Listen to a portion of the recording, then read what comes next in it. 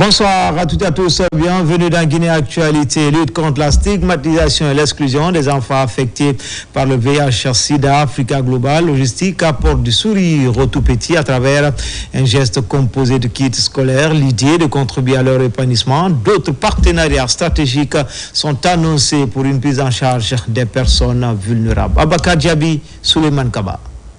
Ce geste humanitaire en faveur des enfants affectés par le VIH/SIDA est composé essentiellement de kits scolaires pour 50 enfants vivant avec le VIH afin de renforcer la solidarité et la compassion autour des victimes de cette pandémie. Avec l'ONG AFA, Africa Global Logistique marque un pas de plus vers une responsabilité sociétale d'entreprise. Le matériel que vous avez vu tout à l'heure, composé de kits scolaires pour les enfants victimes de VIH ou dont les parents sont victimes de VIH.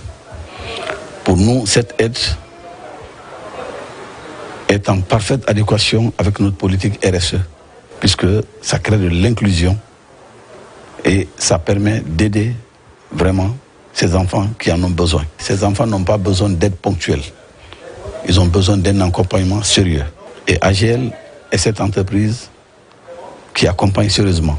Par cette action, ces bons samaritains comptent également assurer la prise en charge de ces 50 enfants. Ici, un parrainage pour un avenir plus digne vient d'être lancé. Nous continuons toujours vraiment une très bonne collaboration, un partenariat à l'endroit de ces enfants, parce que nous sommes vulnérables et nous avons assez d'enfants dans nos bases de données qui en ont besoin aussi de cet appui.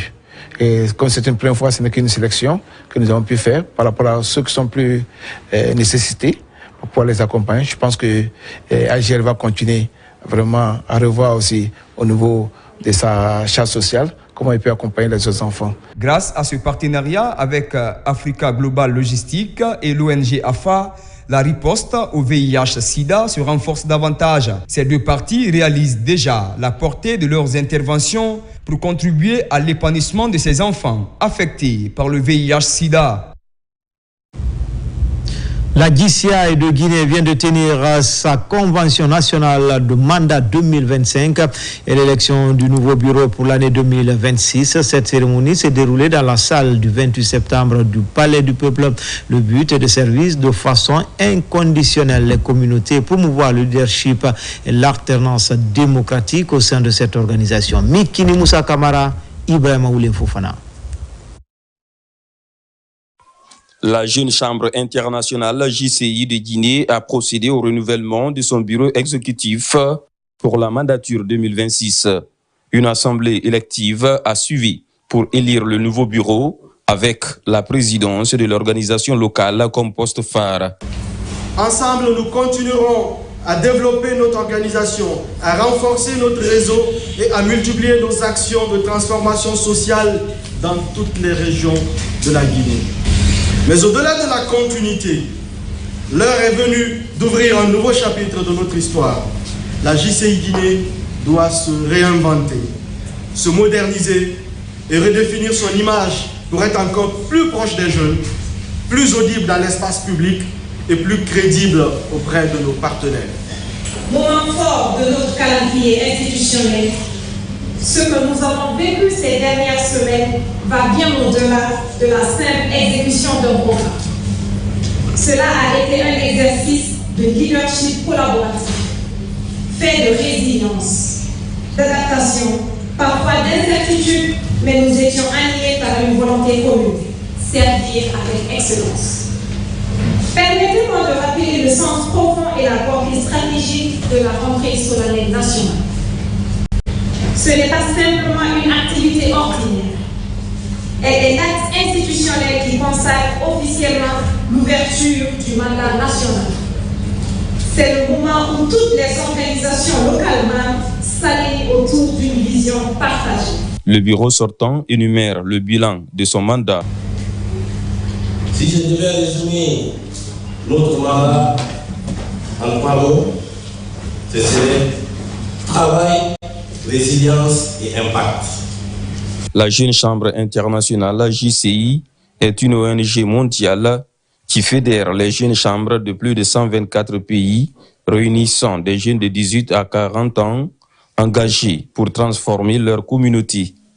Présente au sein d'institutions comme l'ONU, l'UNICEF et l'UNESCO, la JCI agit pour les objectifs de développement durable, ODD. Et puis le collectif des habitants de Kipi organise une journée de prière et de sacrifice en cette période sensible. La rencontre vise à renforcer le vivre ensemble pour des élections apaisées. C'est la ministre des Télécommunications et de l'Économie numérique qui a présidé cette cérémonie religieuse. Fatoumata Batouli Diallo. Cette mobilisation est une preuve de l'engagement de la jeunesse dans le maintien de la cohabitation pacifique en Guinée.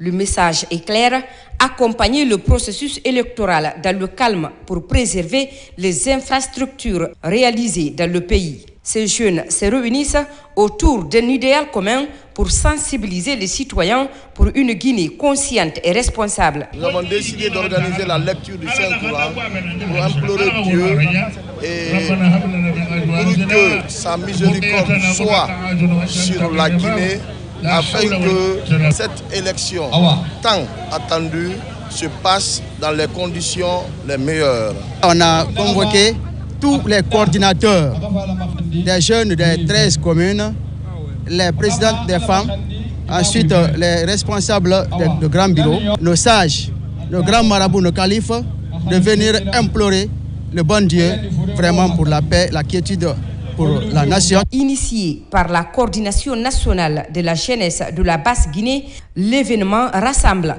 leaders communautaires de jeunes venus de différentes préfectures de la Basse-Guinée et certains cadres de l'administration du pays. Sans l'unité, sans l'union, nous ne pouvons rien réaliser. Et j'en appelle à la bonne conscience de tout un chacun d'œuvrer autour d'un idéal d'unité et de développement de l'ensemble de la Guinée et en particulier de la Basse-Côte. Dans une atmosphère à la fois solennelle et fraternelle, la coordination nationale de la jeunesse de Basse-Guinée exhorte les citoyens à rester vigilants et unis avant, pendant et après l'élection présidentielle du 28 décembre prochain. Ces jeunes invitent également les différentes coordinations du pays à poursuivre la campagne de sensibilisation communautaire pour renforcer le tissu social entre les filles et fils de Guinée. À Labé, la foire régionale a ouvert ses portes le week-end dernier. Il s'agit de la 6e édition de cet événement culturel. Il met en lumière les produits artisans locaux. L'initiative d'un groupe de jeunes réunis au sein de la structure Mid-Prod. Bakari Bambakonde. La ville de Labé accueille la 6e foire régionale qui se déroula du 13 décembre au 5 janvier 2026. C'est un événement culturel phare attendu par des milliers de visiteurs qui met en avant la créativité et le savoir-faire des artisans locaux tout en offrant une plateforme d'échange culturel et économique. Cette foire constitue une occasion privilégiée de rappeler que la culture, le tourisme, le commerce et l'artisanat sont des leviers essentiels du développement durable. La région de Labé, riche de son potentiel touristique et de sa vocation commerciale, mérite d'être mise en valeur à travers des cadres d'échange, de promotion et de partenariat comme celui-ci. Plusieurs exposants sont attendus, représentant divers secteurs tels que l'agriculture, l'artisanat et l'industrie. Dans les différentes interventions, l'accent est mis sur l'importance de cette initiative pour le développement économique de la région de Labé et l'unité communautaire. Cette foire est une opportunité de mettre en valeur les potentialités touristiques et les produits artisanaux de Guinée, en particulier ceux du Fouta Diallo. Je tiens à remercier Monsieur le ministre de la Culture et de l'Artisanat et rendre un vibrant hommage au président de la République, Mamadi Doumbouya. La politique économique d'un pays a pour rôle de mettre en avant les capacités de création, de développement des fils et des filles de ce pays dans la recherche de la satisfaction des besoins de ces populations. Mais ce qui est certain, c'est le génie créateur de nos habitants que nous allons valoriser à travers ces stands. Cette 6e édition de la foire régionale de l'Abbé s'annonce comme un événement clé pour la promotion des produits locaux et la célébration de la culture guinéenne. En réunissant artisans, producteurs et visiteurs, cette foire doit contribuer à renforcer les liens économiques et sociaux au sein de la région. Enfin, les populations de Bofa célèbrent également la 2e édition du festival Rio Pongo. L'emblème et l'identité de cette communauté de la Basse-Guinée célébrée. La cérémonie qui s'est écoulée pendant 3 jours est marquée par plusieurs activités culturelles. C'est pour valoriser ce patrimoine culturel que la jeunesse de Bofa entend s'unir autour des mêmes médias. N'est-ce pas, Nabila Moussa Kamara? À travers ce carnaval suivi d'un panel, les activités de la 2e édition du festival Rio Pongo sont officiellement lancées à Bofa. Pour valoriser le patrimoine culturel et participer au développement de cette contrée, la jeunesse de Bofa a planifié des actions d'intérêt général. Des danses traditionnelles et des mises en scène sont planifiées pour véhiculer l'histoire de Bofa. Nous allons essayer de retracer l'histoire de Bofa. Aujourd'hui, il y a tellement de sites touristiques à Bofa. Bofa est très chargé d'histoire. Il ne faudrait pas que tout soit festif. Donc, il faudrait dès maintenant s'atteler, se mettre en apport avec les historiens, aller chercher l'histoire, aller fouiller pour que nous puissions ressortir les vraies histoires de Bofa, mettre cela à la disposition des élèves à travers une conférence, à travers un atelier, et faire un livre, enregistrer, faire des enregistrements sonores et vidéos pour que l'histoire sera connue, pour que l'histoire soit vendue à travers le monde. J'invite les jeunes de Bofa à s'activer encore parce que la plupart des jeunes sont en perdition. Les modèles importés ont pris le dessus sur nos cultures, sur nos traditions. Je les invite à revenir en arrière, à se rapprocher des détenteurs des cultures afin de pouvoir préserver nos traditions et de pouvoir les transmettre aux jeunes générations. Avec l'appui des responsables de la localité, une visite touristique a été organisée pour permettre à la nouvelle génération de découvrir les potentialités touristiques dont bénéficie ce terroir atypique. Véritable carte postale, plusieurs sites ont été découverts par des jeunes et responsables locaux. Moi, c'est ma première fois d'être à Farinha et j'avais entendu parler de Para depuis très fort longtemps. Mais aujourd'hui, j'ai eu l'occasion de venir assister à cette découverte historique. Et à Farinha, ici, j'ai eu la chance de découvrir, beaucoup de choses, y compris de la reine Nyara Belli qui était là depuis des temps immémoriaux. J'avais entendu parler d'elle dans les annales des histoires. Et bon, à présent, aujourd'hui, j'ai eu l'occasion, d'être à Farinha. Les 3 jours d'activité au compte de cette 2e édition du festival Rio Pongo se sont clôturés par un concert.